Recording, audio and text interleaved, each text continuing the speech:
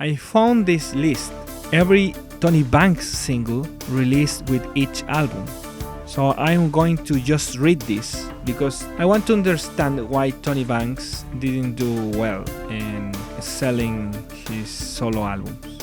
So the first album, released in 1979, released the single For a While and a reissue in the same year of For a While. I remember hearing the album and selecting various songs, and I think that You is the best song in that album, and probably that one could have done better, I don't know. There is this soundtrack for The Wicked Lady, and of course the single is The Wicked Lady, and I think I heard the entire soundtrack and I didn't care, honestly, sorry.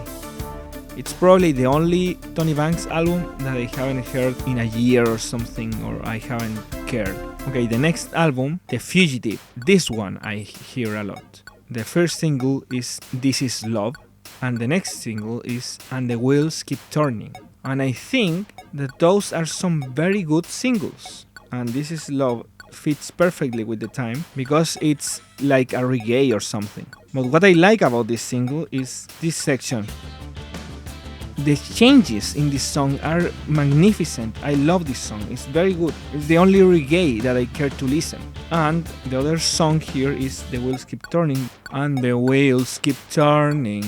It's a fine song.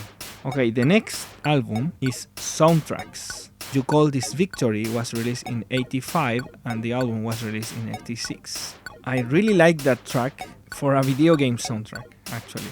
The problem is that the lyrics are about someone complaining, and the song doesn't fit with that very much. It's a fine song, but I don't think that it's single material. Meanwhile, the next single, A Shortcut to Somewhere, where he is with Fitch, that's single material, and that's the one that he should have released before. But probably it wasn't done, I don't know. Let's move on to Banks' Statement, one of the worst names ever made for an album. The first single is Throwback and the second single is I'll Be Waiting.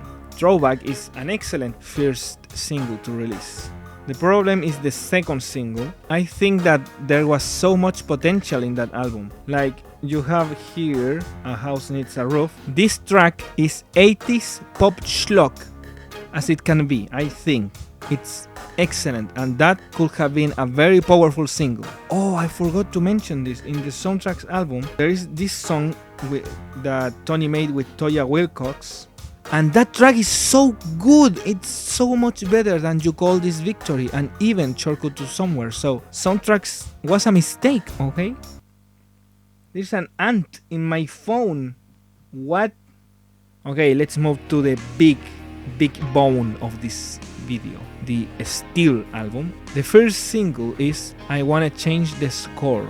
Those time changes, those chord changes, this track is so good, it's excellent. But I also don't think that it's a good first single to release. But things can get worse because the second single to release is The Gift. And this track is so overwhelming, it even overwhelmed me. The first time I heard it, it was too insane for me. So the next single is Still It Takes Me by Surprise. What happens here? The problem with this song is how it is engineered, and you can hear him like spitting into the microphone. I think that's horrible. That section could have attracted a special breed of people that listens to music in the 90s. And I think that Tony Banks realized this very late for his next album, Strictly Inc. And he really fixed this because the next track that fits a little with this group, it was not the first single, it was the second single, but the first single, let me speak about the first single first. The first single is Only 17. And this one appeals to a different audience too. This one actually worked, by the way. This is one of the singles that actually worked for Tony Banks. But sadly, in 1995, people were pirating music like crazy.